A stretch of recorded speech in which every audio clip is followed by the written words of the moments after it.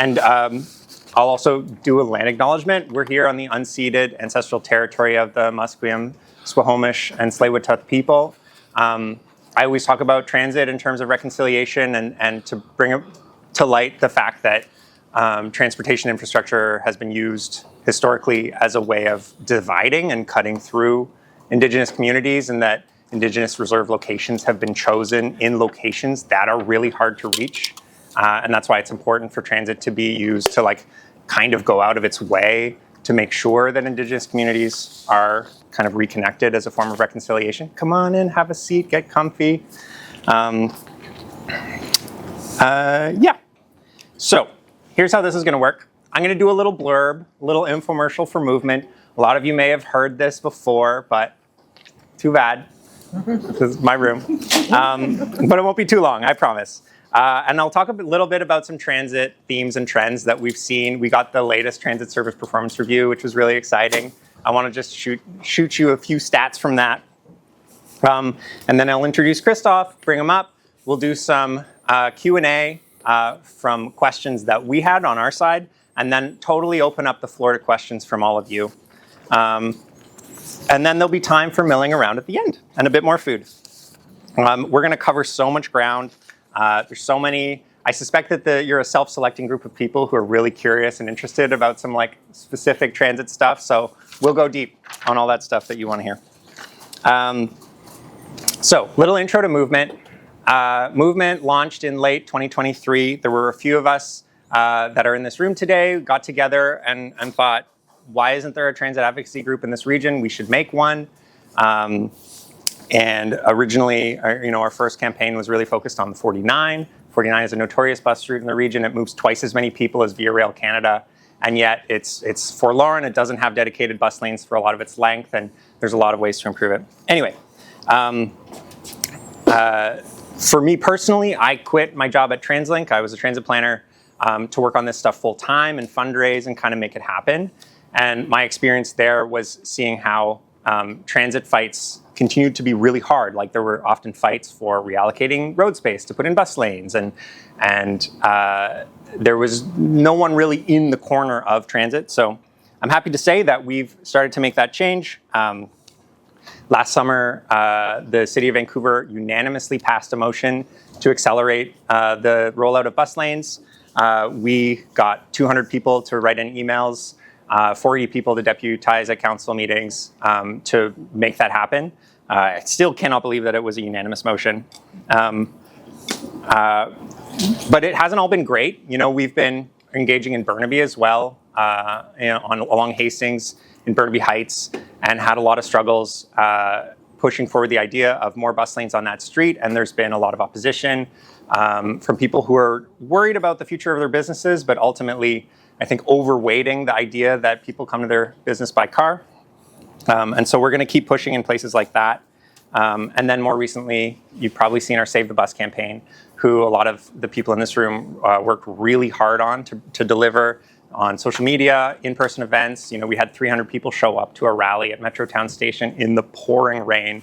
It's just truly incredible, the groundswell of support for that. It was to the point where we got a phone call from the mayor saying, aren't you being a bit too hard on us? Shouldn't you be, getting at the province a little bit? Because they're also in the negotiations for this funding package. And so we got at the province too, and we delivered about the same amount of emails, 3,000 emails to the mayors, 3,000 emails to the province. And so the province responded and gave us a call and said, hey, aren't you being a little hard on us? Shouldn't you get at the mayors? And to both parties, we said, well, we sent an equal amount of emails to the other, and they're like, fine. But pretty happy with the outcome of that. It resulted in a 5% increase in transit funding, which we can't necessarily take full credit for. There's a lot of people that worked at TransLink that also worked really hard on that, and others, people in the government. But it demonstrates what's possible when there's transit advocacy in the region. I'll throw some numbers at you. We have 7,000 people on the email list now. It quadrupled during the Save the Bus campaign. We have about 3,500 people, 3,500 on our Instagram, I believe, and some pretty solid numbers on other social media platforms. How is movement funded? We are shooting for an annual budget of around $350,000 this year. And it's up from basically zero last year, which is pretty exciting. But ultimately, some of that comes from foundations. There's Environmental Defence Canada, who's been one of our big supporters. They're an environmental NGO. There's the Hussein Foundation. We got a pretty nice Canada Summer Jobs grant, which has allowed us, the people that are here on Canada Summer Jobs grants, can y'all put your hands up? Yay! All right, yeah. Woo! So they've already been incredibly helpful, and we're like just a few weeks in. It's such a game changer. So we are looking at the successes of other transit rider groups. There are lots of groups in the US. We'll talk a bit about this in the speech, the Q&A later, but there's a group in Minnesota called Move Minnesota. They have an annual budget of around 1.7 million Canadian, and they serve a state that has an eighth of the transit ridership that we have just in Metro Vancouver. So I think in terms of scale, the sky's the limit. Like if we can build the same relationships with the funders that they have, that we can grow, right? Like ultimately, our growth reflects how much we can achieve in terms of fighting for better transit. And then the last thing on this little funding infomercial is that I'm working with other groups in Canada. So like TTC Riders in Toronto, Edmonton Transit Riders, et cetera. There's a bunch of groups in Canada to stand up a national organization that would be able to fundraise from sources that local groups can't really access, but that national organization would be able to funnel money downward into all these local groups. And for every movement, there's like 5 groups across Canada that have zero money and are all volunteer, and they're doing it out of the side of the desk, and they're burning out. And so I get pretty excited by the vision of like every major city in Canada having a group with paid advocates that is speaking at all levels of government, and that we all come together on national campaigns and we like share notes and that kind of thing. So I'll plant that idea in your head. Let me give you an overview of where transit is at in the region. And now I suspect a lot of the people in this room might already know this stuff, so I'll try and breeze through it. But we just got the Transit Service Performance Review, as I mentioned, which is an annual update on detailed transit stats. I like to call them like little Pokemon cards for each transit route. It shows the hit points for every route and like all this little details and numbers and fun stuff like that. Ridership hasn't recovered fully to pre-COVID levels, but we're getting close. And underneath that, you see that where the riders are has shifted really dramatically, such that we have lots of overcrowding in specific places. And so in Surrey, the ridership has exploded. There are some routes that have had like 20% increases over 1 year, routes that haven't really changed much, and the built form around it hasn't changed much. But we can get into the details later about like why that's happening, and it's honestly just it's an interesting open question. But I think a lot of it is that it's a feedback loop where service gets increased, ridership comes, more demand, more reason to increase service, and just keeps going up. And the opposite is happening in Vancouver, where in order to pay for a lot of those increases, service has been cut in Vancouver.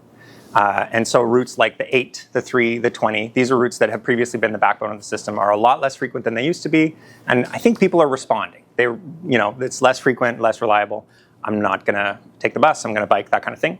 So there's always room to push for more service. In both places, there's a rationale for more service. The latest investment plan is announcing a 5% increase in service hours, which will allow for some really exciting stuff to happen. It'll address both the overcrowding in Surrey and some of the low frequencies that we're seeing in Vancouver. But there's a lot more to do. And similarly, there are bus priority measures happening. There's the BRT plans underway, but opposition is rarely far behind. Other forms of transit priority haven't really entered the discussion in a big way. So like we're notable for not really having the technology that communicates between buses and traffic signals pretty much anywhere in the region. There are like a handful of places that detect the buses coming, but other regions have a system-wide kind of implementation of that kind of thing. And long overdue pieces of transit infrastructure seem to be moving forward at a glacial pace. I think we all probably want the UBC SkyTrain to happen ASAP, and we've been talking about it for decades, and some of you were students when it was promised and graduated, and decades have passed, and it still hasn't happened, and I don't have to tell this crowd anything about that. Ultimately, for all these reasons, this is why we need movement to continue existing and continue growing, to create room for these conversations to happen and to push all of these issues forward. But for now, I'm going to introduce our guest. I first learned about Christof in the context of the big redesign of Houston's transit network that took place about 10 years ago. I was a devoted follower of Jarrett Walker's blog. He's a transit planner based in Portland. That's how I learned about the career that I followed. On his blog, he started posting about a contract he had to do some work in Houston. And you might be thinking that Houston's kind of the last place that we would look for innovation in public transit. But I've learned that usually the story is a lot more interesting than the way it looks on the surface. At that time, in around 2014, they had a few new light rail lines coming, but perhaps the most notable part of their transit network was a series of park and ride shuttles along the freeways in the region that came at really high frequencies in rush hour. And it kind of demonstrated a focus for Houston's transit network on these peak hour commuters. Like, the transit system wasn't necessarily to serve everyone, it was kind of to decongest the freeways and to like augment and supplement the freeway network. But otherwise, the region's local routes that existed on all the major streets had to serve this massive, massive region with a downtown hub. So if you wanted to go from here to here, you had to go through downtown and transfer. And basically, if you weren't doing the standard 9 to 5 commute, transit just was not for you. In 2010, as I understand it, Christof was a consultant doing public transit work as a planner and engineer and a lecturer at Rice University. And transit ridership in Houston had been trending downward, but these new light rail lines were opening in a few years and kind of a glimmer of hope for the region. And the mayor of Houston appointed Christof to the board of the transit agency. And what happened next is one of the things I'd like to get into today. As I understand it, he built the relationships and did the legwork that led to a total redesign of the bus network. And ultimately what happened is there's difficult conversations that had to happen, but at the end of the day, there emerged a frequent grid of bus routes so that you don't have to transfer downtown. The transit network could serve a variety of different trips besides a work trip. There was a big investment in weekend service. And the results were, in a year, ridership went up 11% system-wide on a service increase of only 4%. So clearly something was happening beyond just people responding to that 4% increase in service. And on Sundays, ridership was up a whopping 30%.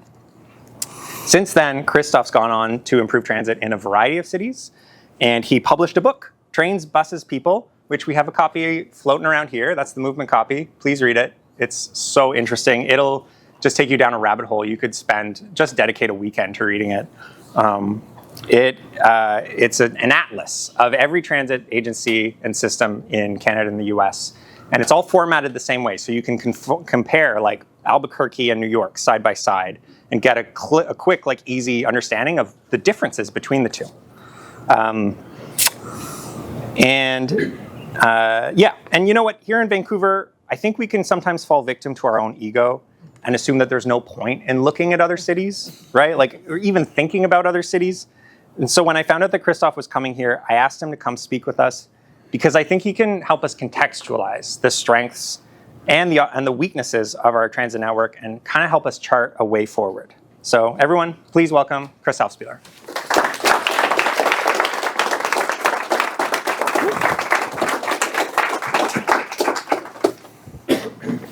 Thank you. Really happy to be here. Yay. So I mentioned our civic ego a little earlier. Please tell us what you think of Vancouver.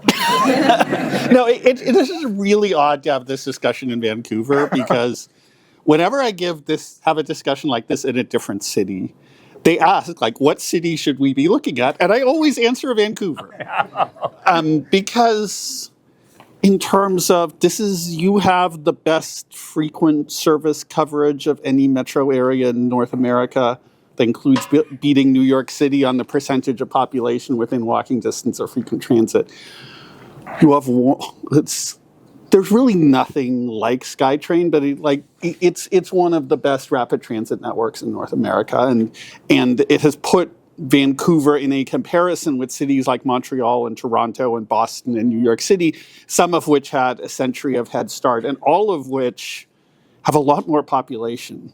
And so Vancouver's doing a lot of things extraordinarily well. And so one way you can look at that is say, hey, we're great. So I'll say two things on that. The first thing I'll say on that is, I am comparing you to the rest of North America. And overall, being the best in North America by world standards is being somewhere in the middle of the pack. It's a low bar. And every place in North America has an awful lot to improve on. The second is, I would throw out a cautionary tale. Because I actually think Portland is a cautionary tale these days. If you were in the 80s or the 90s, even the early 2000s, Portland was the place where all the cool stuff was happening. And everyone was going to Portland and learning about the cool bike stuff they were doing, the cool light rail stuff they were doing, the cool bus stuff they were doing. They had a frequent grid before anyone else had a frequent grid. But the best take I've heard on Portland is it's actually interesting. They're not doing that much cool stuff anymore. And the best take I heard on that is they got so busy giving out-of-towners tours of the cool stuff they had done that they forgot to do more cool stuff. And I think there's a real danger in a place where stuff is working to sort of sit back and say, we're great. Because as soon as you start thinking that, you miss all the other things you need to do. And I think there's also a degree which being great in one thing can distract you from another. Some of the discussion we're having on the tour today, like, SkyTrain's really amazing. There's bus routes here, the old trolley bus routes here, which have been great bus routes for a century. They used to be great trolley routes. There's some really amazing transit here, but not everybody in the region is next to a SkyTrain station. Not everybody is in one of those neighborhoods that's been transit-oriented for 100 years. And just doing those things well does not mean you're meeting all the transit needs in the region. So I would say Vancouver is doing a great job of running transit and one of the best transit networks in North America. But at the same time, it's a whole lot better you can do. And everything that you do better in transit makes people's lives better every day. That's why it's worth fighting for, is because you can make people's lives better every day. You get somebody to work 10 minutes faster, they have 10 minutes more with their family every day. You multiply that by 5 days a week, you multiply that by 52 weeks a year, and you can start to see what kind of impact you can make on people. So if I can summarize, we should stop giving tours to foreign outsiders where we're only showing the good things about the region. And I feel pretty good about that because the tour that I gave you today was a tour of some of the worst parts of the region in terms of public transit. Just a few hours ago, we went to Surrey and we rode the 323, which is notorious for having just massive ridership growth and a massive response by TransLink to boost service. But the ridership just keeps coming and keeps coming, and almost zero transit priority, which is like an issue for the city of Surrey. And then we rode the 321, which had a 21% increase in ridership in a single year with no real change in service to cause that.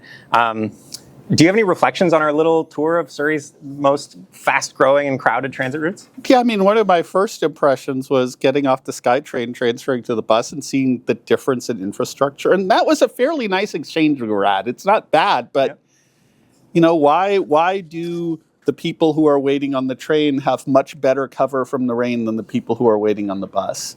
Why are there so few places to sit? Why does it feel so crowded? And then just looking around operationally and just noticing how many buses they're trying to pack in there, how the layover space is clearly limited and they're jockeying the buses around to fit.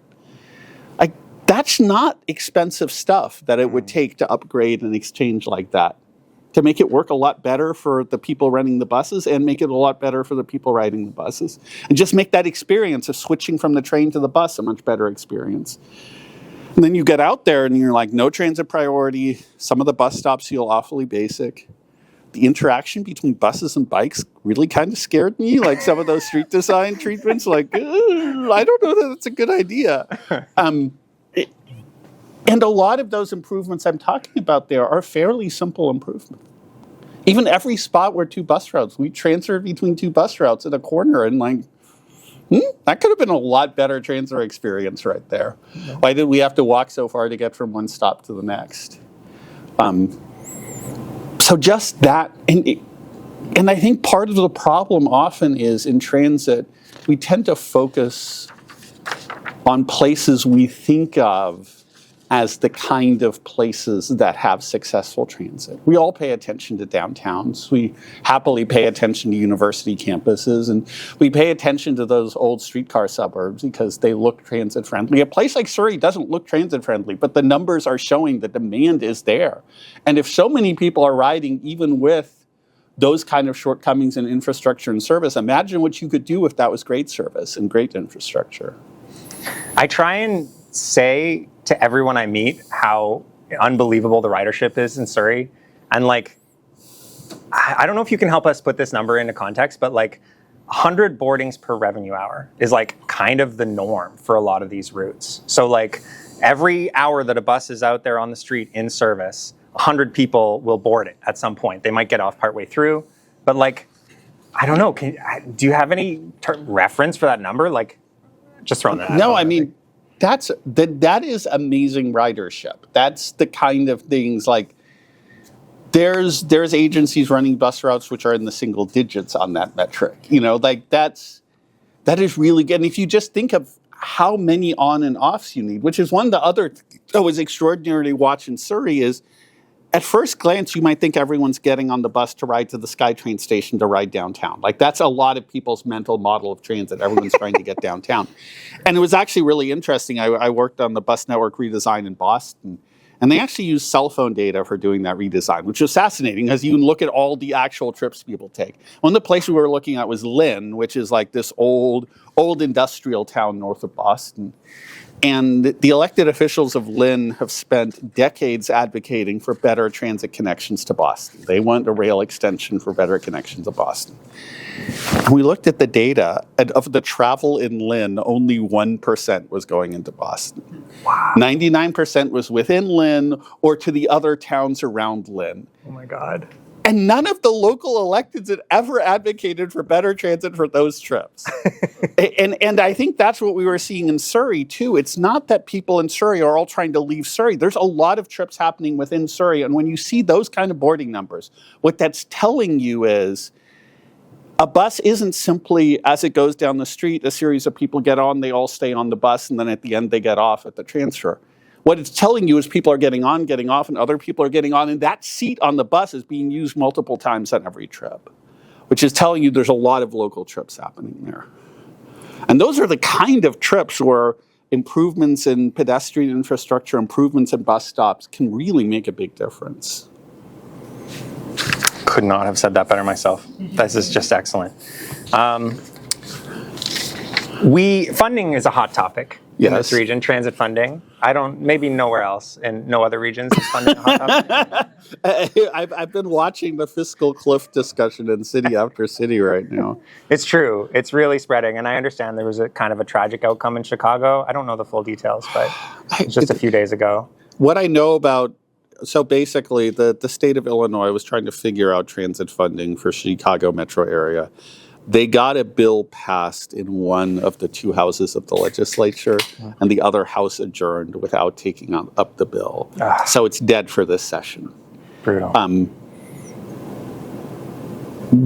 The worst possible outcome is they don't take it up again until next legislative session, which is too late to avoid transit cuts.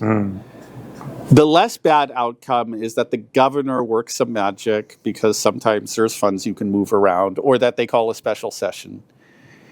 But regardless, what's happening now is at this point, all of the transit planners in Chicago are suddenly going to be focused on cutting service. And the agencies are going to spend the next couple of months putting together their plans for how to run a bare bones network. And we're talking about things like Chicago shutting down a third of its rail transit lines. Wow. Completely shutting them down. Wow.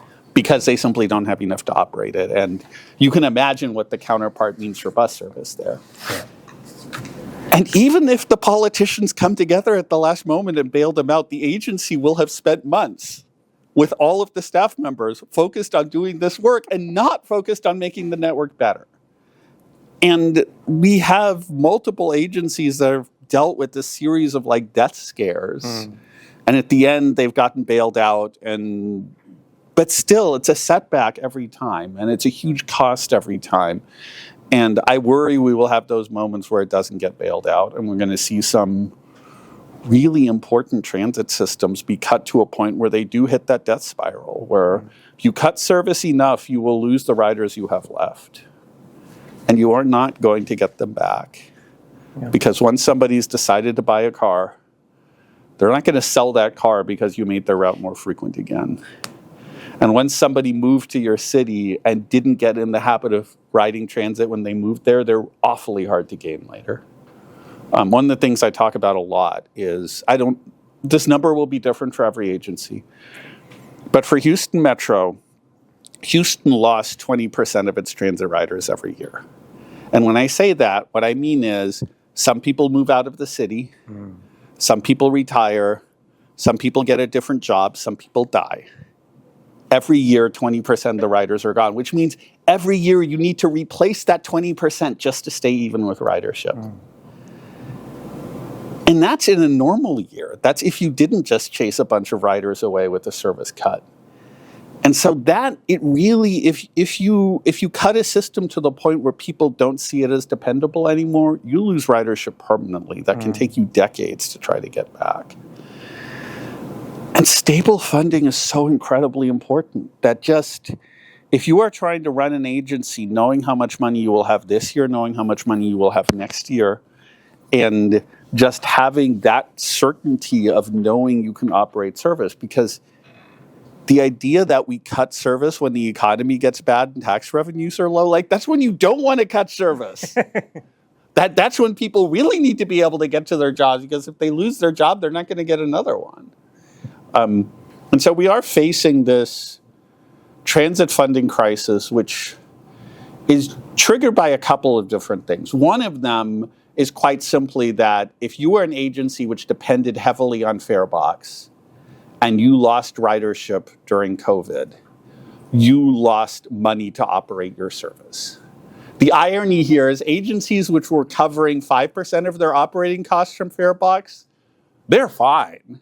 Agencies which are covering 75%, they're in trouble. So ironically, the agencies which you could say were the best fiscally managed and most economical agencies before are actually the ones who have the biggest problem now.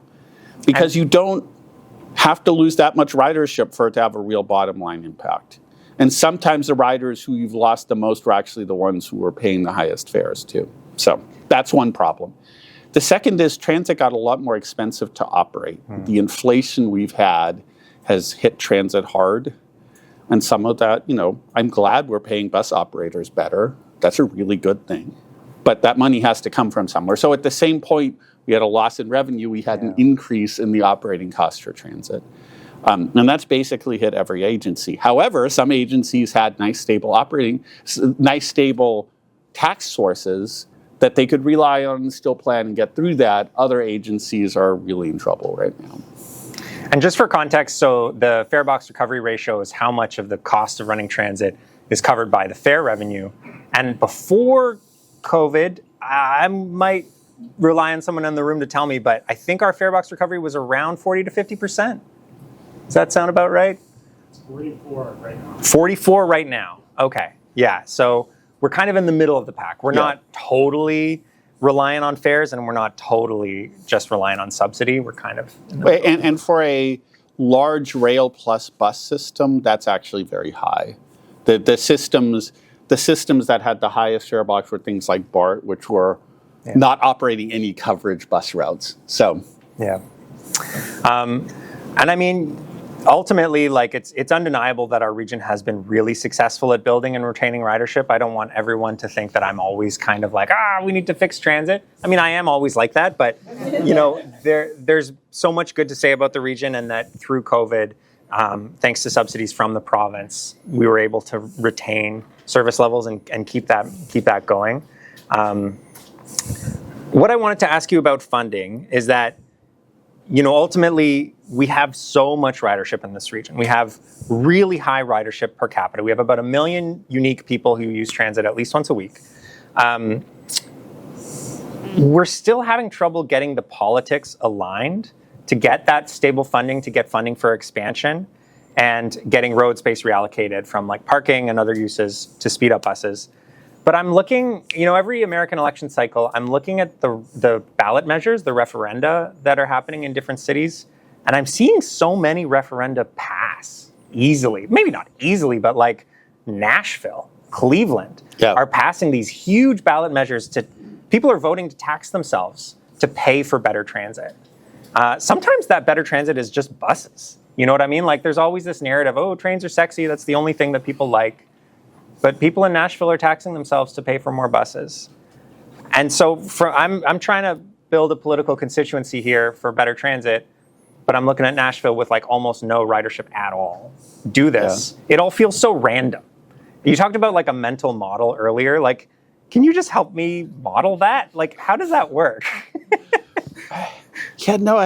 I think one of the interesting things that really has changed, and Houston's an interesting history because Houston in the 80s and 90s was this battleground where really hard-fought fights over transit referenda with some major transit expansion referenda losing. And now the last referenda just passed comfortably.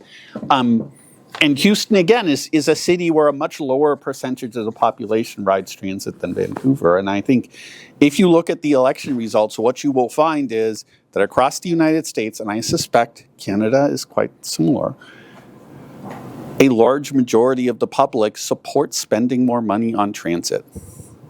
And a large number of people basically would like to live in cities that have better transit.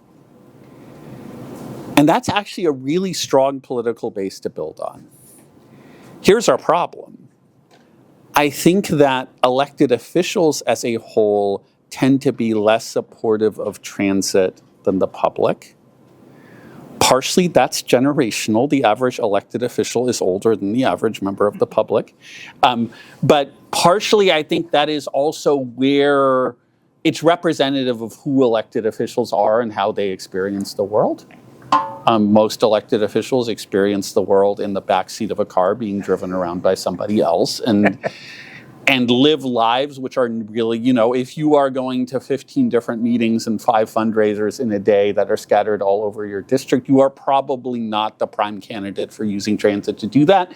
So I think elected officials in general are less supportive of transit, but moreover also do not understand how supportive the public is of transit. I think campaign donors are less supportive of transit than the public as a whole.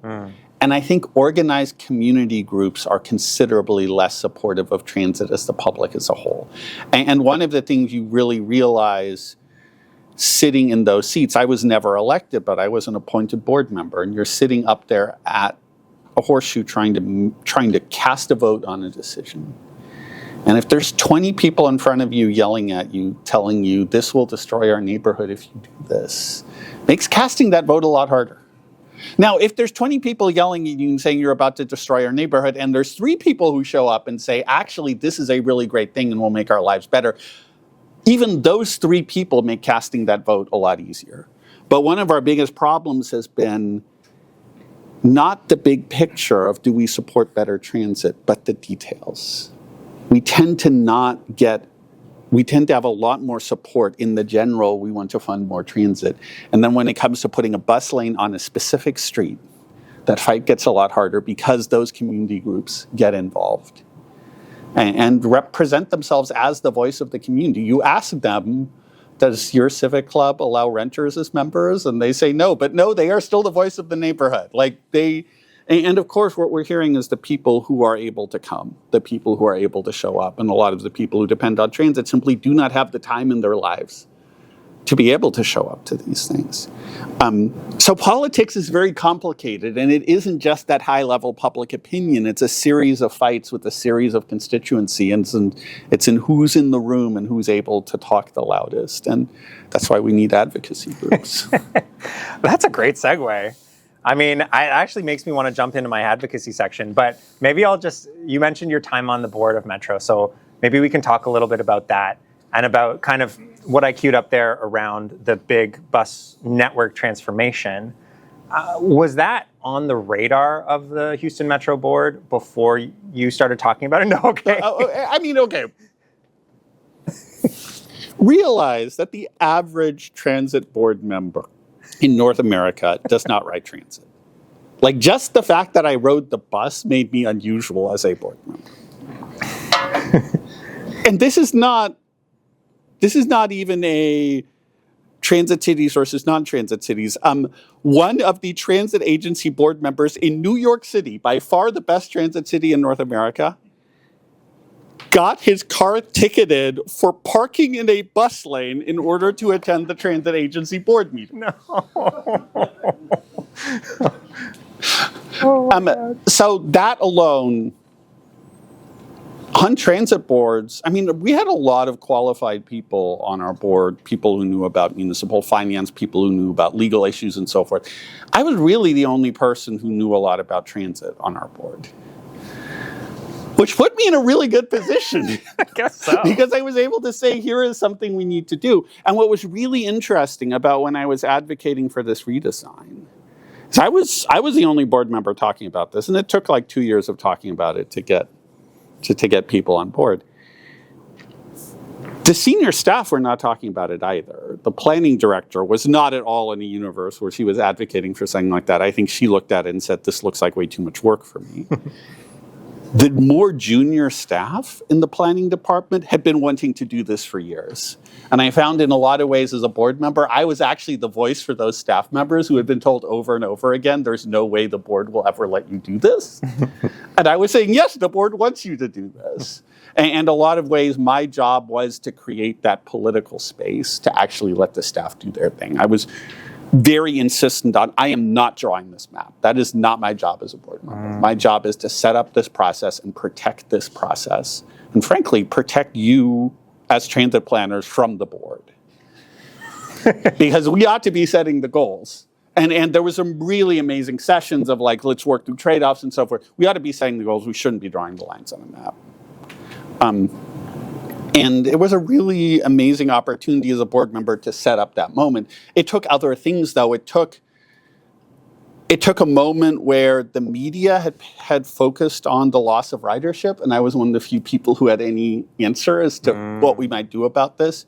It took a mayor whose philosophy as an elected official is that she liked doing unpopular things that were good in the long term, which is there's not a lot of elected officials who think that way. Sweet.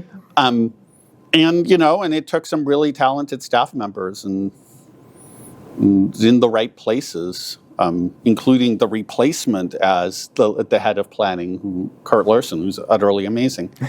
But I think one of the things I'll say here is that part of this story is that I got on the board. And literally my experience at that point was that I wrote a blog about transit. I mean, I remember that I was... a degree. What? Right? You had a degree. But really, like, I was solidly a transit advocate at that point. I see. And I remember, like, there was a moment when I knew my blog was landing somewhere. I was standing in the back of a meeting about the environmental impact study for the university line, which has still never been built, incidentally. But a council member staffer went up to me and said, "Thank you. We didn't have time to read the EIS, the environmental impact statement, so we read your blog post instead." Which just goes like there is a lack of information in this world that is actually, people are really hungry for good information about this stuff. And then when the new mayor got appointed, I'm like, I'd be interested in being a board member, talk to a couple of people I know, and got the call. It was literally the first time I talked to the mayor was when she called me up to appoint me to the board. Wow. I mean, I'd seen her in some meetings. Yeah. She named me on a transition committee, so I was in a meeting where she got briefed. But I think more people need to be raising their hands and saying, I want to be in the room. We need more people running for office. We need more people getting put on boards. We need really talented people within transit agencies, but they're not going to be able to do their work unless there are people in these decision-making positions who are setting up the projects and supporting the recommendations and actually allowing that to happen. And I think everybody in this room ought to be asking themselves, like, is there a role like that I could play? Because you know that there's a bunch of people who know very little and have really stupid opinions who have really high self-esteem and think they should be in those rooms. So we need all of you to want to be in those rooms. That's amazing. So that plan process, I understand it involves some tough trade-offs. Were there situations where some of your fellow board members and regional politicians had to kind of go out on a limb? Yes. And like, how did you talk them through that, or like, how did you build up the courage in them? How did they get courage? Though I remember at the beginning of the process, I said to my multiple conversations with board members and agency people, I said, we are going to get yelled at a lot. Like, if we're not ready to get yelled at a lot, we shouldn't even start doing this. And we had a lot of conversations about trade-offs. The idea that if we want to make the vast majority of our riders' trips better, we can't do that without making some people's trips worse. It's just not possible. Because every quirk in the current system, there is somebody that quirk works for. You know, there is a bus with 40 people on it that hooks a right turn, goes 4 blocks into the neighborhood, goes 2 blocks over, makes 4 blocks back, and gets back on the street it was on. And there's one guy at that bus stop who gets on that bus. And they got front door service. And meanwhile, there are 40 other people whose commute to work took 5 minutes longer. We should run that bus straight down the street, even though that one person now has to walk 4 blocks. And yes, their life got worse. Like, that is not saying their life didn't get worse. We made a decision to make their life worse, but we made a decision to make 40 other people's lives better. And I think one of the things were being trained as an engineer, and that the other engineers on the board were actually really helpful. You're like, that is just a basic fact. Like, there's no way we can talk our way around that. That's a trade-off. And we're not going to make things better unless we are willing to engage in discussions about trade-offs. And having that discussion to start with is what gave the board the backbone to get there. Because once we were voting, everybody realized that this was about trade-offs. And it was a hard vote. We literally had 2 state reps standing at the podium in the front of the room saying, don't pass this plan. Wow. And we passed it anyway. Wow. And then we went through and addressed the concerns we had heard from them. Funny story, though, on one of them. On one of the pushback we got is we don't have enough bus shelters in our neighborhood. We're like, you're absolutely right. We don't have enough bus shelters in your neighborhood. And we put in a funding program, made a city council member happy by putting in this funding program for bus that targeted their neighborhood. And the next time we heard from that same city council member was half a year later or something. We get a call from them saying, I just heard from Mrs. So-and-so, and you're putting a bus shelter in front of her house. I need you to stop that right now. I don't know if people know this, but sometimes people will protest bus stops and bus shelters and bus stop infrastructure. This was a shock to me when, like, working inside the industry, that sometimes people get really mad at this stuff because, oh, it's going to bring people in front of your house, and oh, it might bring garbage and noise and that kind of thing. Yeah. No, it's so there has to be some political backbone in doing things. We have to make and what's really interesting is when you look at the plan got so much better due to public input. Like, from the draft to the final, it's a legitimately better plan because nobody knows a neighborhood as well as the people who live and work there. And as planners, we should never have the ego of thinking we understand your neighborhood better than you do. But there are things as planners that we do know about how transit service works and the basic realities of that. But one of my, this is, in order to do something like this, you need that outside support. We brought in a bunch of stakeholders from the beginning, and we got people saying, yes, this is what we need to do. What kind of stakeholders? We actually tried to cast a pretty broad. We had some advocacy groups that were tremendously helpful. But we also had things like we brought in the heads of the community colleges. We brought in hospitals. We brought in organizations that work with senior citizens. We tried to really bring in the people who represented and reflected the communities that actually were served by this system. And that was very helpful. Maybe we can zero in on the advocacy group. Like Link Houston is kind of trying to do what we're trying to do here at Movement. Have you been involved with them? Yes. Yeah, I did some of the early thinking work of what Link should look like, which was a fun exercise. I'm on the board of Transit Center in New York, which supports transit advocacy groups across the United States. So I know a lot of transit advocates.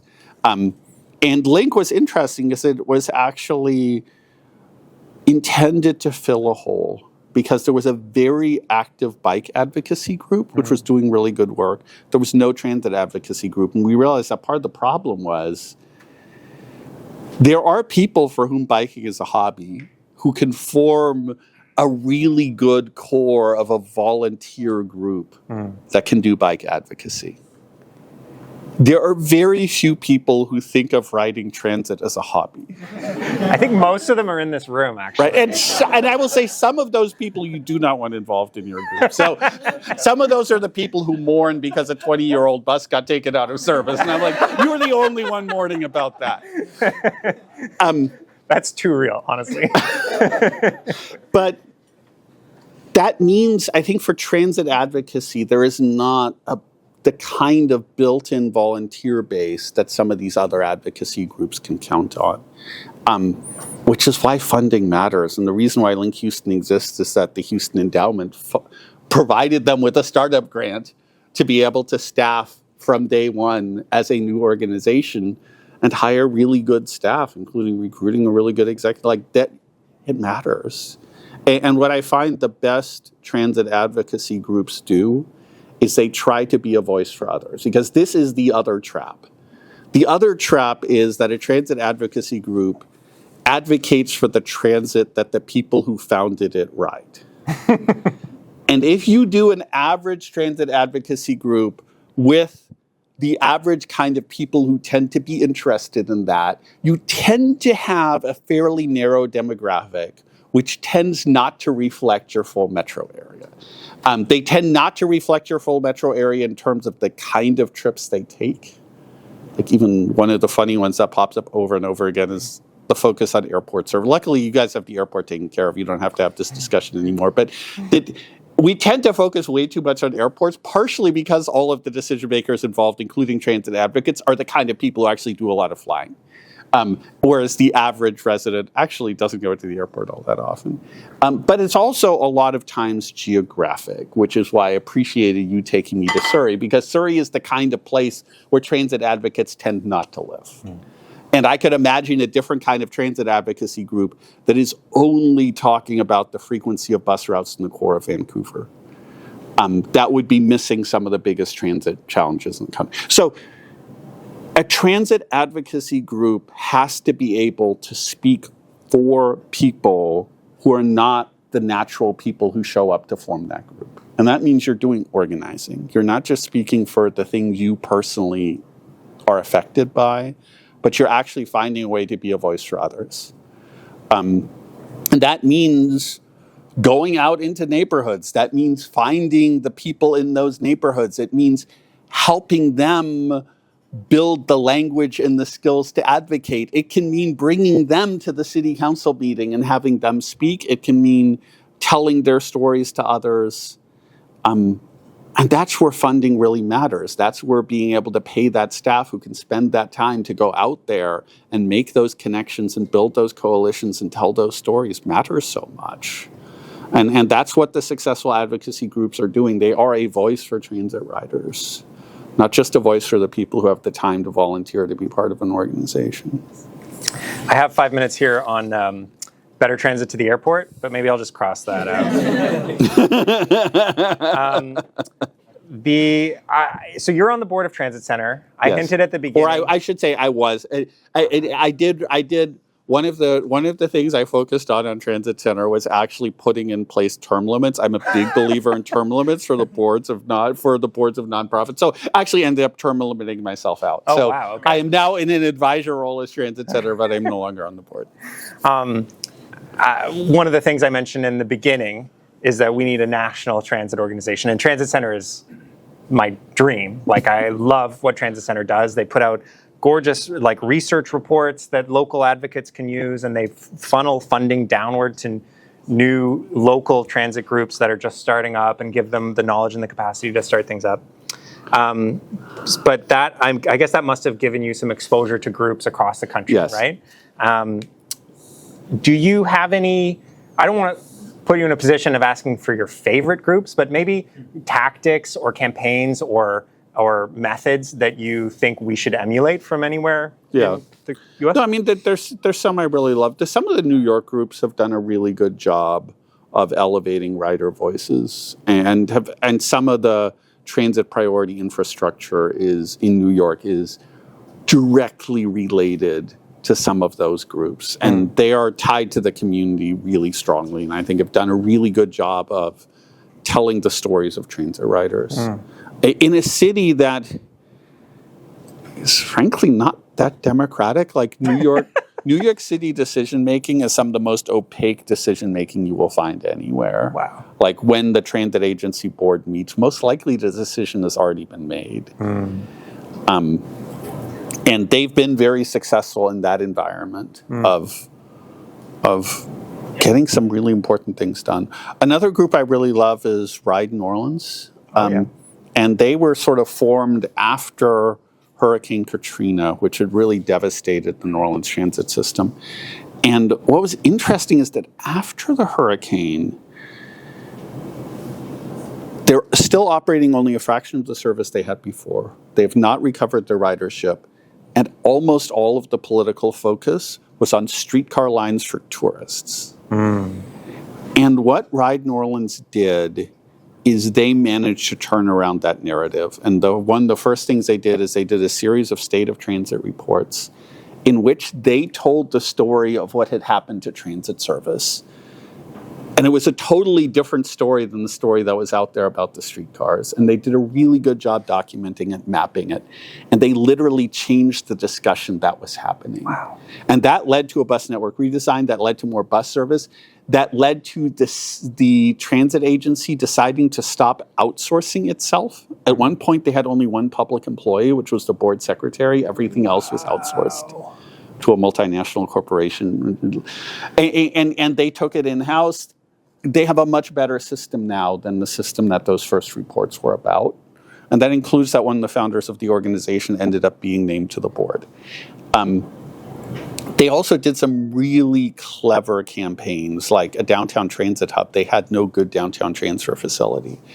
And we're like, how do we get attention to this? And the way they did it is they showed up one day with a bunch of rented folding chairs and put those out on the street so the transit riders actually had some place to sit while waiting for the bus, and then interviewed the transit riders about the conditions there and what's it like to finally be able to sit when there normally isn't a bench here, and invited the media and invited elected officials to watch. Just sort of staged, like, made an interesting event out of that point. And that got the city to commit to doing a transit hub. Mind you, the city hasn't done the transit hub yet, but it's at least it's on the map now. And so those are some examples, I think, of groups. I mean, another one that I really love in a different vein, Seattle Transit Blog has done over time some really amazing work of like digging in to the details of like, this is why this station should have a second entrance, or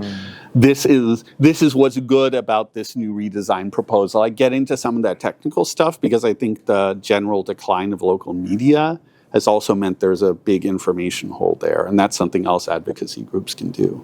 Yeah, just being a blog is a start, right? And we have some people in here who are part of Better Columbia, which is, I think, trying to emulate some of the success of Seattle Transit Blog and The Urbanist and Greater Washington, like a few blogs that have really shifted the conversation in their own cities. Yeah.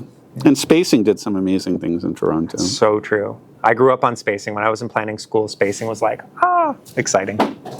And the other group I wanted to bring up too is San Francisco transit riders. I read recently, I didn't know this, but San Francisco is the only major city in Canada or the US that has all-door boarding. You can board at any door. And I was reading a blog post about the history of it, and it came about directly as a part of a campaign from SFTR to make that happen. So, and that remains to this day kind of like what we're all trying to emulate or like look up to. So, kind of exciting. Yeah. No, and I think this is what we were talking about earlier is like, sometimes you look at these agencies and you say, this agency had this amazing leadership that got things done. Almost always when you look at the story, you realize there were also advocates on the outside who helped create the political space for that to happen. And advocates that maybe had a relationship with some of the people on the inside, maybe or maybe not. I don't know, just throwing that out for now. It's amazing. It's when things are working, those informal side conversations are so valuable. Like, first of all, the advocate saying to the agency, here's what we're hearing and here's the problems we're seeing is often leads to, because agency people want to make the world better. That might lead. But the other way around, the agency people saying, here's an initiative we're working on. We're afraid we don't have the support for this. Those two-way conversations can be incredibly useful. Yeah. I have way more questions than we have time for. I have one. And I'm probably rambling too much. No, this is great. I'm going to ask my last question, and then we can open things up. I want to talk a little bit about road space reallocation. I spent a good chunk of my career. Before this, I was at TransLink for 10 years and, thought a lot about how we reallocate road space to put in bus lanes. It's one of the only ways that we can grow the capacity of our transportation network without bulldozing homes or spending, billions of dollars on trains. Generally, the choices are eliminate a lane of parking or eliminate a lane of traffic. And in my personal experience, it's generally businesses that oppose removing the lane of parking, and it's the city's engineers that oppose removing the lane of traffic. I don't know if that rings true to you. Do you have advice on how to kind of navigate these discussions as a region? Yeah, first of all, I think that it's worth setting up the larger context here. I always like reminding people that something like a third, a quarter of the space in our city is public right-of-way. And that what we do in that space is one of the most important decisions we make. And that space is public. It's owned by all of us. And if we make good streets, we change the entire city around it. And then just the idea that it can be reallocated, because I think that a lot of people go into this thinking that, our roads have just always been this way.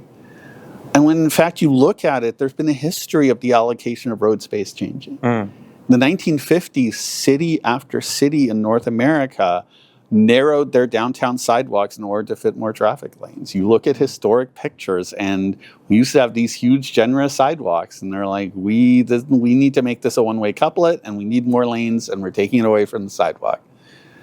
There were dedicated transit space in cities that was taken away. There's been a lot of change in time, and every time we rebuilt a street, there's a chance to redo it. And a lot of the redoing we can do is easy and cheap. And so simply, I think the first part of the discussion is simply saying, this is something we can do. And then we have a choice. We shouldn't just by default say this street should be the way it was 30 years ago, because we are not the city we were 30 years ago. And maybe it's quite possible that is still the right way that street should be configured. But we should be willing to ask the question of, is the way this street was 30 years ago the way it should be today? And then realize we're having a discussion about values. And I think that's often my biggest fault with traffic engineers is, and I'm an engineer. I'm a licensed professional engineer. But I did structural engineering. And the nice thing about structural engineering is we can all agree on what failure is. I think we're all in 100% agreement that if a building falls down, that's bad. And therefore, as a structural engineer, I can say to you, I have done the calculations. I know what the strength of the steel is. I know what these loads are. You do this, it's going to fall down. And you should trust me on that because I'm an engineer and I know what I'm talking about. Traffic isn't like that. Failure in traffic is not physics. And anything that pretends it is, like level of service, this is going to be level of service F. That is not a law of physics. That's a committee that got together one day and decided how many seconds level of service F is. And so the decisions we're making here are not technical decisions. They're decisions about what's important to us. There's decisions about which of the many functions of a street we value the most. And that means they're decisions that are for the public to make, not just for the technical experts. The technical experts should be talking about what choices we have and what implications we have with those choices. But we need to decide what kind of city we want to be. And you should look at a street and say, does this street reflect the city we want to be? If we say we want to be an equitable city, is this an equitable street? If we say we want to be a livable city, is this a livable street? If we say we want to be a city that values transit and walking and biking, is this a street that values transit, walking, and biking? And realize, again, that those are trade-offs. And also that a street does so many different things and also works in so many different ways over the course of the street. Like sometimes it may make total sense to say we want to keep that parking because that parking is being used all day. That parking is helping neighborhood businesses. That traffic lane, it's crowded an hour in the morning. Mm-hmm. Maybe the other 23 hours of the day are more important to us than that hour. Mm-hmm. Or maybe you turn around and say, look, if you look at who's actually patronizing these businesses and the number of parking spaces, very small percentage of their customers actually come from those parking spaces. There's other places we can park. Like, try to have those discussions rationally, not emotionally. But if we want better cities, we need to be willing to change things. Because otherwise, we're just going to have the same city we have right now. Yeah. On that note, I try and follow these things in all the cities in the continent, and I see cities like San Francisco and New York sprinting forward on road space reallocation. Is there anything that you can point to as like their secret sauce, or like any other cities that you see as having a lot of success with reallocating road space? I mean, I think one thing is there's a kind of dynamic of once you start doing it and people see, either they see that it works well for them, they're riding the bus, they're getting there faster, or simply they see that the world didn't end. It becomes easier to do the next project. Like there's a momentum there. And I think one of the secrets of doing cities well, doing urban planning well, is to follow up every successful project by immediately starting the next project, by taking that momentum and doing something with it. I think a lot of times, like you pointed to, it's actually the behind the scenes collaboration of being able to do this quickly. As I think one of the things that harms us the most is this kind of infinite planning paralysis we do. Like, I don't want us to do 10 years of study to see if we, like, one of the ways I think about, you want to do enough planning to make a good decision. So I'm not saying just make something up and do it the next week. You want to spend some months like looking at what your options are. But secondly, you also want to look at the sort of scale of harm you can do. You're proposing to bulldoze a new freeway through a city. I want us to study that in real detail, because once we do that, we can't undo it. Like once that is done, it is done. A bus lane? Say in the worst case, say we were to build a bus lane that completely screws everything up. We just grind the paint off the road and we don't have the bus lane. Like literally, like the worst case scenario here is that I have to send a road crew out a second time. And in that case, we shouldn't need 10 years of planning to do that. We should do a reasonable design process. We should do input, but we should just be willing to do things. And I think when we do them, we find they actually work, and we then build on to the next thing. But that takes a degree of collaboration within the agencies of just doing that. And well, I mean, one of my favorite projects, Columbus Avenue bus lanes in Boston, center running BRT style bus lanes with full boarding islands and shelters. They went from the idea to full service within 2 years. Wow. That's possible. That, like, street projects are not that hard. We can get stuff done quickly if we're willing. And the great thing about doing this stuff quickly is, number one, you're doing it while the political support is still there. One of the things we did with these bus network redesigns, we made sure to implement under the same mayor who is in charge of the planning process, because we knew that you get in a new mayor and they're going to want to, you want to get things done. But the second is the public sees the results. I think a lot of the public's frustration is not that we do bad projects. The public frustration is it takes us way too long to do them. And people don't want to hear us just talk about better stuff. They want to see better stuff. And so I think there's an advantage to a sense of urgency in actually getting this stuff done.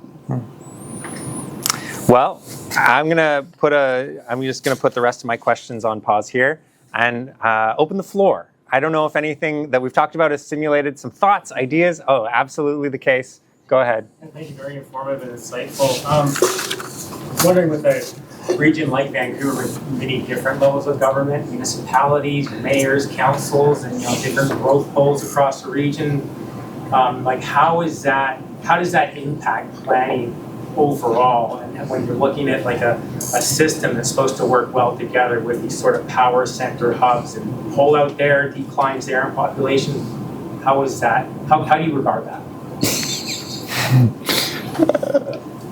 I mean, that is the big problem of regional governance, basically. That there are decisions we have to make on a regional level. You want to have one unified transit system. I mean, there's a different alternative if you want to look like the San Francisco Bay Area. And good Lord. You can have the Surrey transit system and the Vancouver transit system and the Westminster transit. And I can tell you what a lousy passenger experience that would be when you get to the edge of town and the bus drops you off at the city limits and then you're waiting 20 minutes for the next. You want to have transit benefits from being regionally planned and operating on a scale where that all works. But that then means you have to do regional decision making. And regional decision making is hard. Even running a large city is hard. Even within a city, you look at the politics of New York City, and Staten Island people disagree with Brooklyn people. And the bigger you get, the less likely you are to have everybody across that entire region be of the same mind of what they want. And then you get into a place with multiple cities. And of course, every city is going to have a different idea. If you ask, where should we build the next SkyTrain line? You will never be in a situation where every jurisdiction agrees. Because everybody wants it. Surrey's not going to say North Vancouver. It's obviously North Vancouver. And Vancouver's not going to say it's obviously Surrey. And so then you end up with some degree of bargain making, essentially. You get this, I get that. And you end up usually with some kind of feeling of what is regional fairness. We have taxpayers everywhere. They're buying into the system. Everybody should be getting something out of it.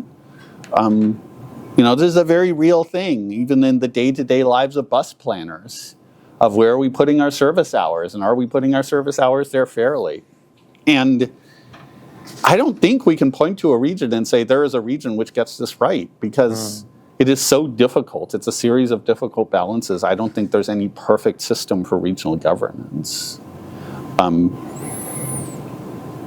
I can point to bad systems, but I think getting it right is really hard, and it also depends on, frankly, having people in these positions who work well together. If you've got multiple jurisdictions, if you have mayors who are good at talking to each other, you're in much better shape than if those mayors hate each other. And so there's a lot of intangible stuff in it too. So I don't know that.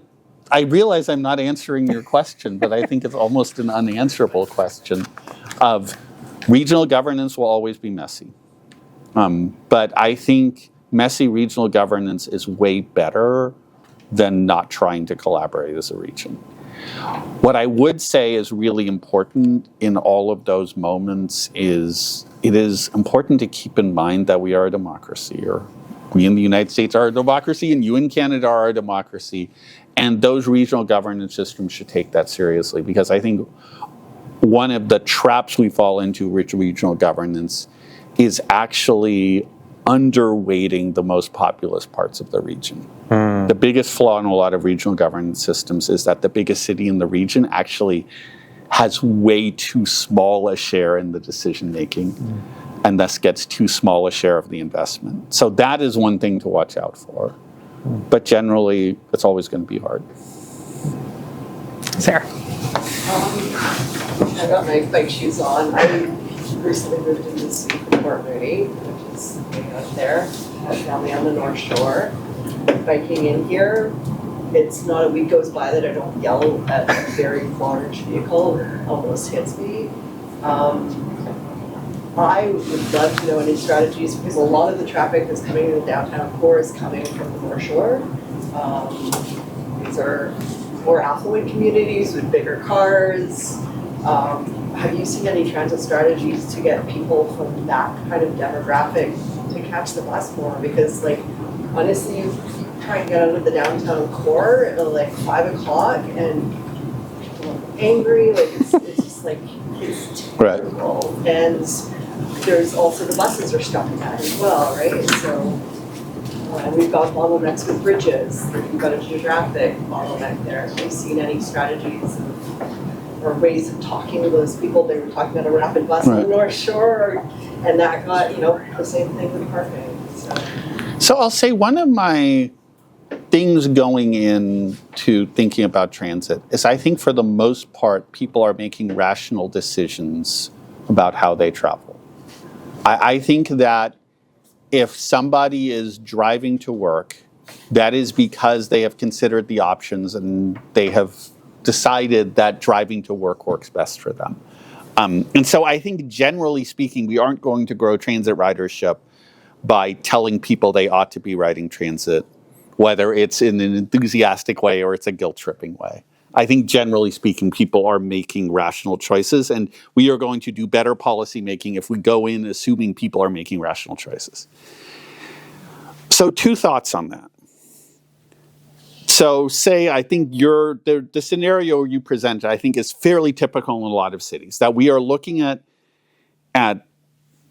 middle class or affluent neighborhoods that have, in our minds, fairly decent transit service that takes them to the places they want to go, and they're driving. And we often actually have very high drive mode share for relatively short trips.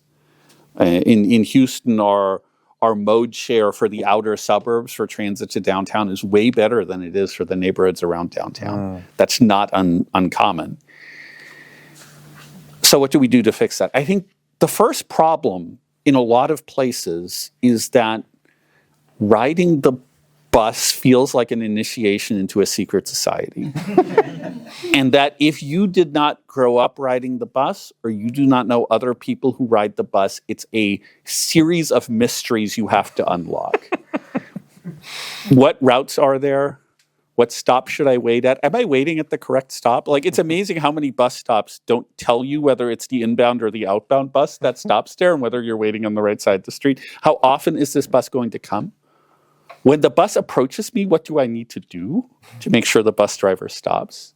How do I pay my fare? How do I tell the bus when to stop in order to get off? Like, if you ride the bus all the time, all of this stuff is basic second nature to you. If you don't, this stuff is mysterious and weird. And what are we doing to make the bus easy to understand and use? And then what are we doing about every bit of that experience? Because the bus stop you're waiting at is a flag planted on a little narrow sidewalk with no bench, no shelter. Are we really saying that that's what we want people to do instead of getting in their car and driving? Like, no, we're not providing a particularly good experience there. So let's talk about what we do to make that experience better. So that's one thing is, I think there's a lot we can do to make transit easier to understand, easier to use, lower the barrier to entry, and fix a lot of the parts of the experience that don't work. Number one. And I'll say another one there is just service reliability. Like, dropped runs are one of the best ways to turn people off from transit. If somebody tries riding the bus for the first time, their bus simply never shows up, you've lost them. You're not getting them back. That's part one. But part two of this is one of the lessons when you look at cities in Europe and Asia that really have good transit mode share. At some point, you ought to be asking the question of how do we make it hard to drive? If you are providing good enough transit, you ought to actually affirmatively be saying, we want to discourage people from driving. And let me be really clear. If you are providing good enough transit, like it is utterly unfair to do that if you are not offering good alternatives. But this is where something like congestion pricing in New York makes a lot of sense because, frankly, if you're going to Manhattan, you have lots of choices on how to get there. And then what we're already seeing in New York City with congestion pricing is everything is working better now, including for the people who have to drive, because people will immediately say, well, what about deliveries? What about handymen who have to go in? They benefit hugely if the traffic isn't congested all the time because they can suddenly make like 5 appointments in a day rather than 4. Like that's a huge benefit. There are things we absolutely need people in cars for. But we actually want to get some of the people who could be on transit shouldn't be in cars, so the people who need to be in cars can be in cars. But this means we need to be willing to make the policy decisions about how do we actually make it add up so that the rational choice is to take transit. And usually that there can be a nice win-win where you are doing the right kind of street redesigns and pricing and everything else that both make the transit more reliable and do a little bit to discourage the driving. I think there's a lot of cities where that discussion is not, there's a lot of places where we need to focus on making the transit better first. I'm not a congestion pricing work in New York, so let's congestion price everywhere. But I do think Vancouver is the kind of place where, it feels to me there's very little excuse to be driving a car into downtown Vancouver for your work commute. And there would be a real benefit to disincentivizing that a little bit. I can't help but respond also to that specific example of commuters in from the North Shore. The 240 and 250 buses that use the Lions Gate actually do surprisingly good numbers. They can get really crowded. The issue is too, they have a different transit system just in West Vancouver, and it's abysmal. Awful. Only people who ride it are, I hate to say it, domestic workers and students, because it goes like this. I'm like, I just want a bus that goes from Horseshoe Bay to Park Royal, back and forth, back and forth, back and forth. Yeah. That actually stops at all the turnoffs. And that's, no one's gonna ride the bus to get to Park Royal, and getting into Park Royal is a total nightmare at certain times of day as well. So it's like you've got two different systems that they set up. You could just take the C bus. Yeah, but getting out of, you wanna go from West Vancouver to the C bus during rush hour? You haven't driven the North Shore. I grew up on the North Shore. Yeah. The system has nothing wrong with it. The problem. There we go. Well, yeah, the discussion part has started.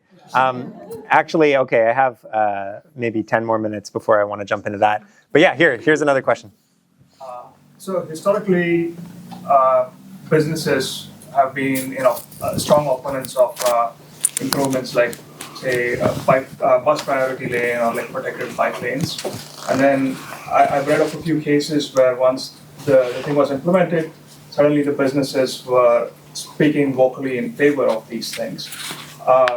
Since now there is some empirical data available, are you finding that transit advocacy groups are having more success building relationships with business groups and chambers of commerce across North America? I've been asked to repeat the questions for the mic for the recording, so I'll just roughly paraphrase that. Now that we have more evidence of successful road space reallocation, like bus lanes, bike lanes, has that made it easier to have that discussion with local businesses that will sometimes oppose these things? Did I get that right? Yeah.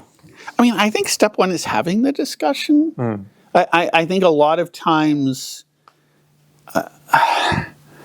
it feels like there's two groups almost talking past each other. I've seen the scenario a lot of times where there is some proposal for some street change. A lot of times it's bike lanes, not transit priority, but it's a very similar discussion. and you have an advocacy group on one side backing it, and you have a business group on the other side that's fighting it. And from the moment the discussion starts, the two see themselves as enemies. Like the battle lines get drawn really early. Which I think is often really sad, because I think in a lot of cases, the two actually want the same thing in the big picture. Like the two both want that wonderful, thriving neighborhood with a lot of great local businesses where like, and I think a lot of times there isn't even an inherent opposition there. I think what you're seeing from the businesses, I think is a quite legitimate fear. If you are trying to make payroll every month and you are depending on thousands of individual customers to make their thousands of individual buying decisions, like that's a scary place to be. And I think sometimes we should just be trying to talk together more in the beginning. Because sometimes I think there are ways to deal with those concerns. And I find a lot of times the advocacy groups don't try hard enough to meet there. I also think a lot of times you find these situations where the side of the businesses is not unified either. They're not all in agreement, and you tend to hear from a handful of them, but not hear from the others. And advocates can actually do some more organizing there and make sure that all of those businesses get heard from, including the businesses who are actually like, yeah, a bunch of people bike here. And then I think a lot of times business owners are not necessarily aware of how people get to their business. And they're more aware of the people who park. And the people who can't find a parking space are more likely to complain than the people who couldn't find a bike rack. And so some of it is also just talking to businesses, saying, I got here on the bus. We do just have this tendency to like have this turn into a fight right away.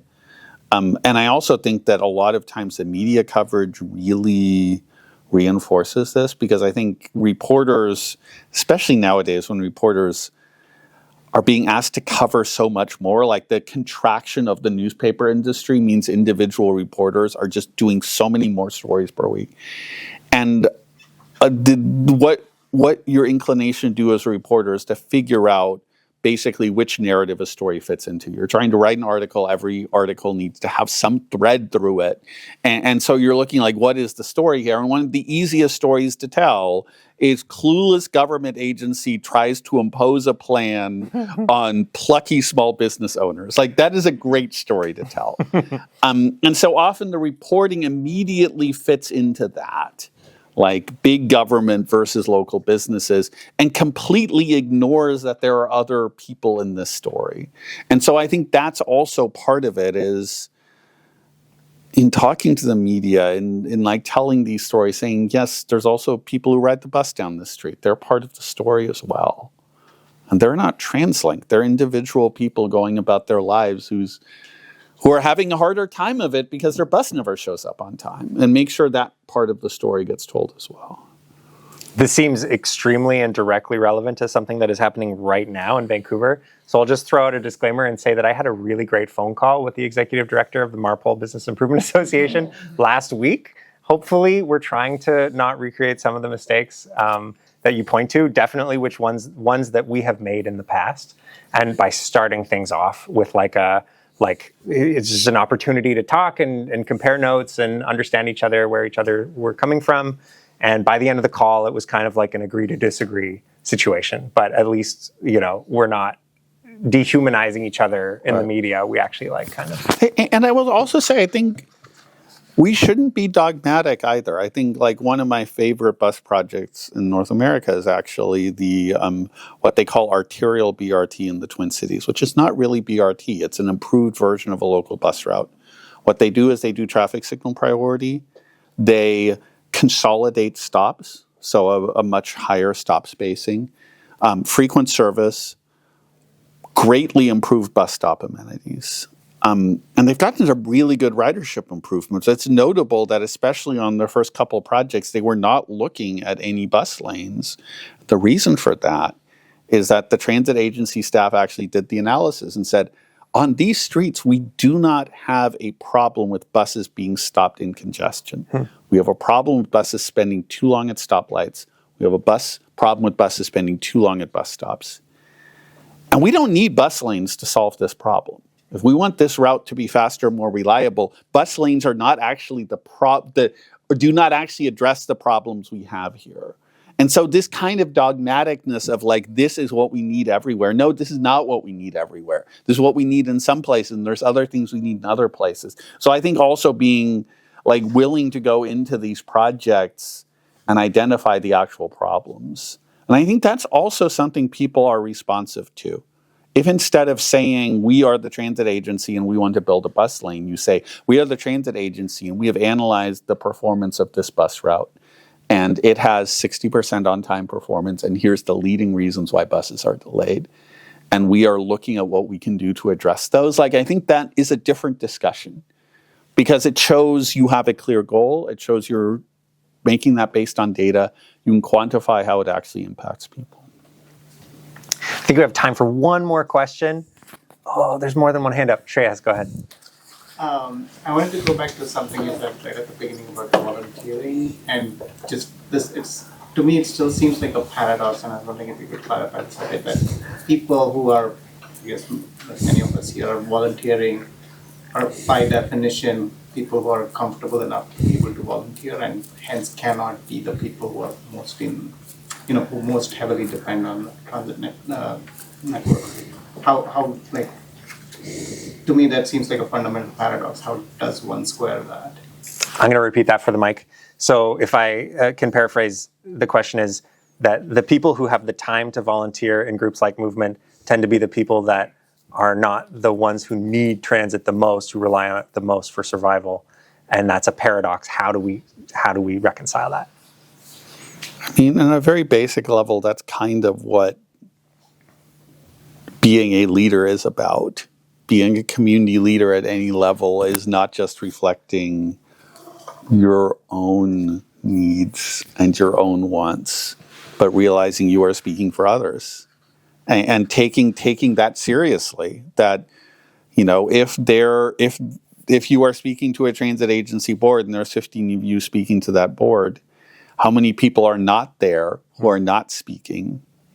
And you realize that inherently you are representing others. And, that's one of the things I felt a lot as a transit agency board member is like, I am here not to represent myself. I am here to try to do my darndest within my abilities to represent many other people who are not lucky enough to be able to be here.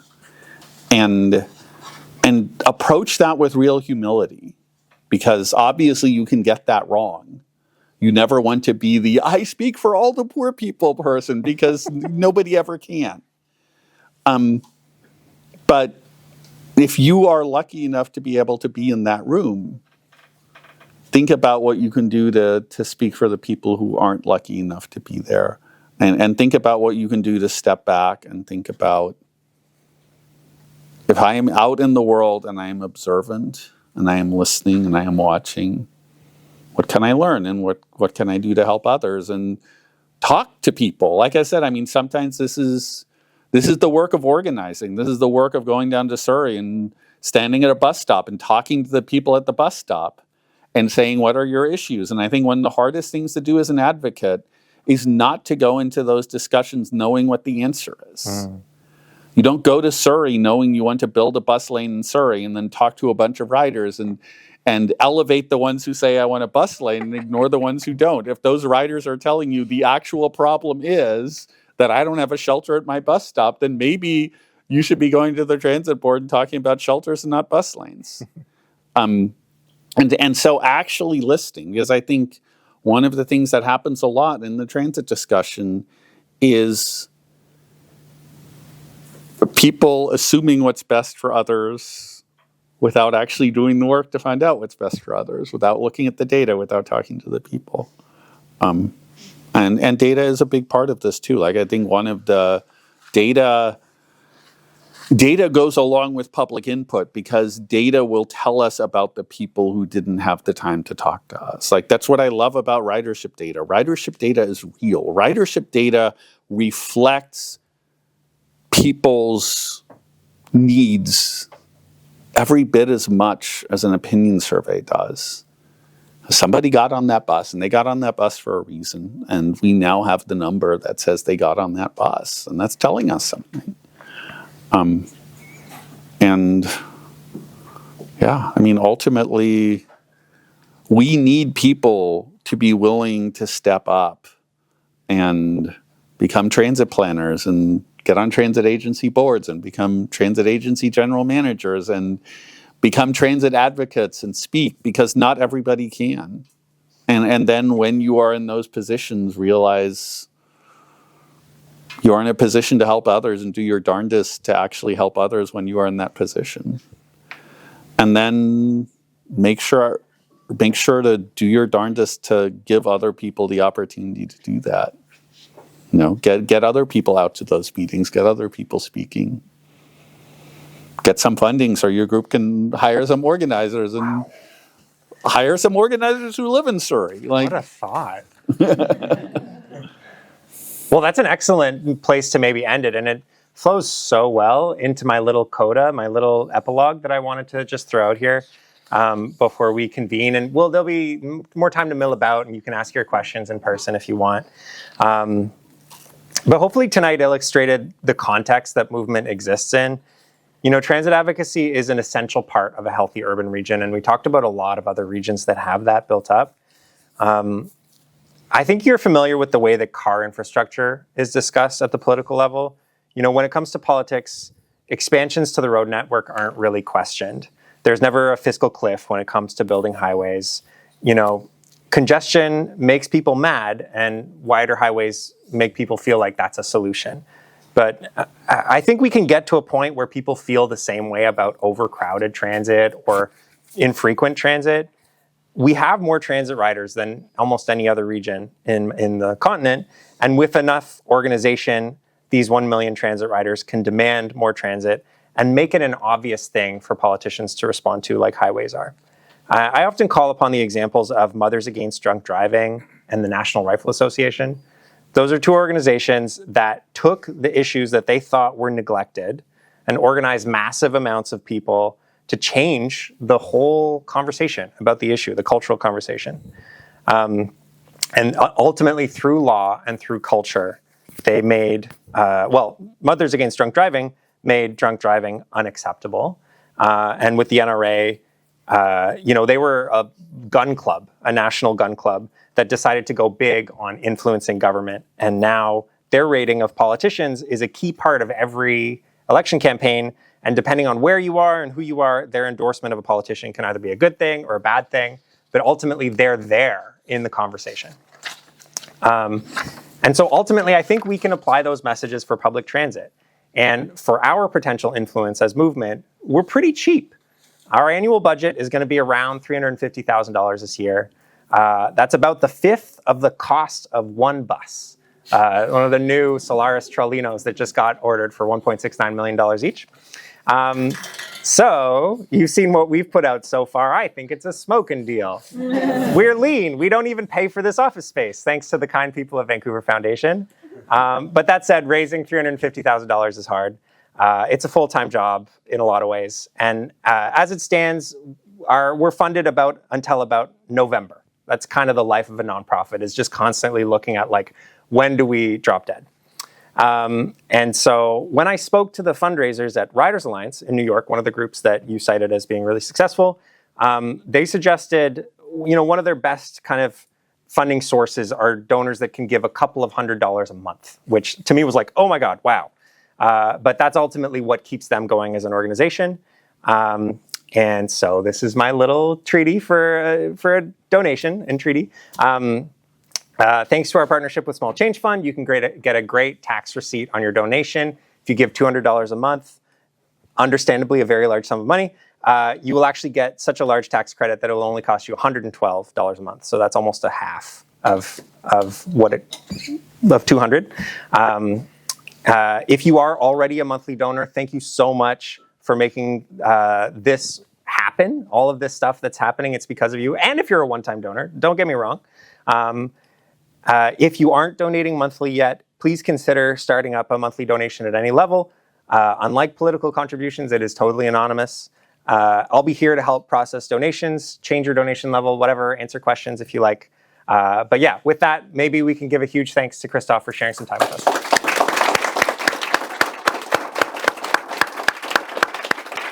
And yeah, help us finish whatever food we have there, and thank you so much for coming. Tie this before I die.